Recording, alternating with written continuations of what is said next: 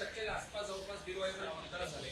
पण 1.5 वाजताच उद्धव ठाकरे यांनी पत्रकार परिषद घेत अनेक गोष्टी सांगितल्या. अगदी देवेंद्र फडणवीस आणि चोर कंपनी पासून ते निवडणूक आयोगावरती भरपूर बोलले. खास करून शाहीचा विषय त्यांनी वारंवार बोलतायत की दुबार मतदानासाठी भाजपनं लावलेली फिल्डिंग काय नेमकं उत्तर? मुळामध्ये निवडणूक आयोगाने या सगळ्यावर लक्ष ठेवलं पाहिजे असं माझं मत आहे. कारण एखादा सराईत असतो त्या पद्धतीने उद्धवजी वारंवार निवडणुकीच्या दिवशीच पत्रकार परिषदा घेत आहेत आणि त्यांच्या पत्रकार परिषदांना परवानगी होती का? त्या पत्रकार परिषदेत त्यांनी निवडणूक यंत्रणांवर बोट ठेवलंय का? त्यातला राजकीय हेतू त्यांना साध्य करायचा आहे. त्यामध्ये देवेंद्रजींवर केलेलं विधान हे निवडणूक आयोगाने पाहावं लागेल की हे विधान आचारसंहितेचा भंग आहे का? आणि वारंवार निवडणुकीच्या दिवशीच लोकसभेला तेच, विधानसभेला तेच, आताही तेच. ज्यावेळेला मतदार जोरदार मतदान करतायत, 1:30 वाजेपर्यंत 30% पार झालंय. मतदार या यंत्रणा लोकशाहीवर विश्वास मजबूतीने ठेवून सहभागी होत आहेत. त्यावेळेला हे आडवाटेपणा का? ही आडकाठी का? हा स्पीड ब्रेकर का? हा गतिरोध का? उद्धव ठाकरे यांची पत्रकार परिषद आणि त्यांनी केलेले आरोप हे निवडणूक यंत्रणा, निवडणुकीत सहभागी होणारे अधिकारी, मतदार यांना गतिरोध आहे का? याला स्पीड ब्रेकर आहे का? त्याच्या मागचा हेतू काय? ते प्रेस का घेतायत? निवडणूक आयोगाने याच्यावर लक्ष ठेवलं पाहिजे आणि वारंवार करतायत. आणि हा झाला पहिला मुद्दा. आणि आता त्यांनी हे बोलल्यामुळेच आम्हाला बोलायला लागतंय. त्यांनी निवडणूक यंत्रणांना तक्रार केलेली समोर आलेली नाही अजून तरी. ते थेट वार्ताहर परिषद घेत आहेत हेही समजू शकलो असतो. अजून तरी त्यांनी यंत्रणांकडे लेखी तक्रार केली आहे, ईमेल केलाय, काही समाज माध्यमांवर पाठवलं आणि मग त्याचं उत्तर नाही आलं, मग पत्रकार परिषद घेतली आहे, वार्ताहर परिषद घेतली आहे. नाही, महाप्रचाराचा भाग आहे का? आणि आज आम्हाला पत्रकार परिषदेत उत्तर द्यावं लागतं. याचं कारण यातला हेतू आरोप आमच्यावर होतोय. देवेंद्रजींचं नाव घेतलं जात आहे आणि म्हणून मी आज या ठिकाणी बोलतोय. अन्यथा माझ्याही बोलण्याची गरज नव्हती. मुळामध्ये ते जे काय पत्रकार परिषदेत म्हणाले यात सर्वस्वी असत्य आहे. आणि मी तुम्हाला सांगतो कसं कसं. पहिल्यांदा यांनी आरोप केला दोन्ही ठाकरे बंधूंनी की मतचोरी झाली. मग मतचोरीवरून मतदार यादीतल्या नावात चोरी झाली. मग मतदार यादीतल्या नावातल्या चोरीनंतर मतदार नोंदण्याच्या असलेल्या एजन्सी कंपन्या यामध्ये चोरी झाली. तेवढ्यावर थांबले नाही. मग दुबार मतदार ही चोरी झाली हा आरोप केला. तेवढ्यावर थांबले नाहीत.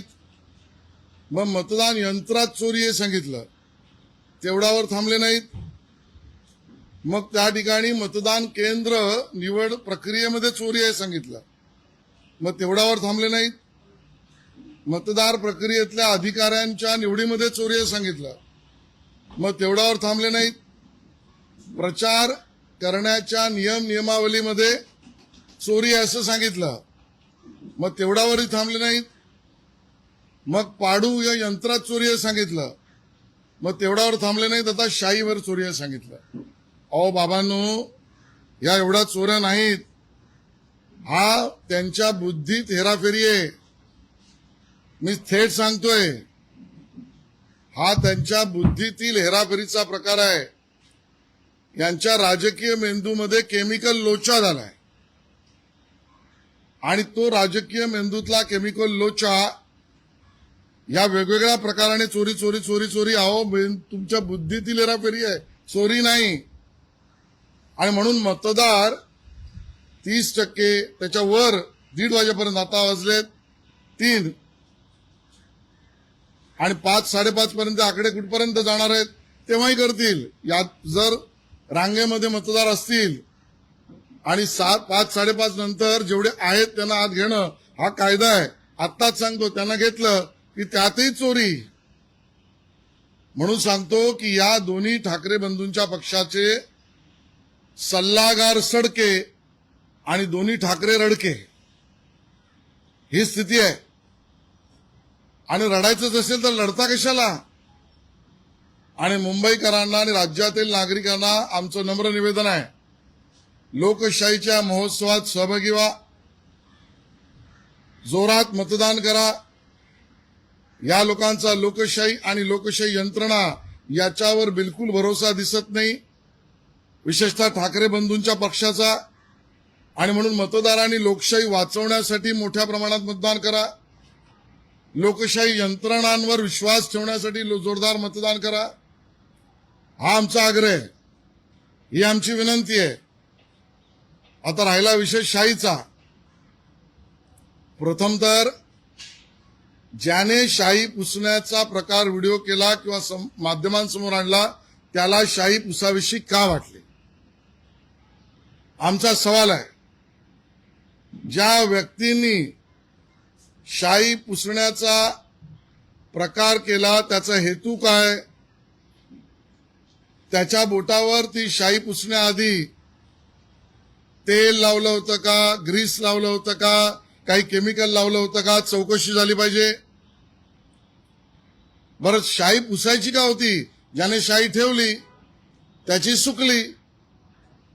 मी आमच्या माध्यमांच्या प्रतिनिधीचं समजू शकतो की त्यांना इन्व्हेस्टिगेटिव्ह जर्नलिझम करायचं असतं, पण ज्या लोकांनी ज्या व्यक्तींनी शाही पुसली त्यांचा हेतू गुन्हेगारीचा होता, माझा आरोप आहे.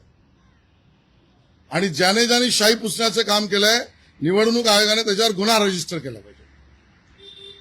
ते निवडणूक यंत्रणांच्या प्रक्रियेचे गुन्हेगार आहेत. आणि ते गुन्हे काय आहेत तर त्यांना शाही पुसून बोगस मतदान करायचं होतं, आमचा आरोप आहे. जी मंडळी परत दुबार बोगस मतदार करू इच्छितात होती त्यांनी शाही पुसण्याचा प्रकार केलाय. त्यांचा हेतू गुन्हेगारीचा आहे, त्यांच्यावर गुन्हा रजिस्टर झाला पाहिजे, निवडणूक आयोगाला आमचं म्हणणं आहे. आणि ठाकरे बंधूंना सवाल आहे, तुमच्या बोटाची शाही गेली का? दाखवा ना. ठाकरे बंधूंच्या बोटाची शाही जात नाही आणि त्यांच्या बगलबच्च्यांची शाही जाते. असं तेल तुम्ही रशियावरून आणलंय की इराणवरून आणलंय? कुठून आणलंय की जिथे तेल लावता आणि मग शाही काढायला लावता बगलबच्च्यांना? 30% वर मतदार मतदान करतोय आणि तुमच्या बोटावरची शाही जाते.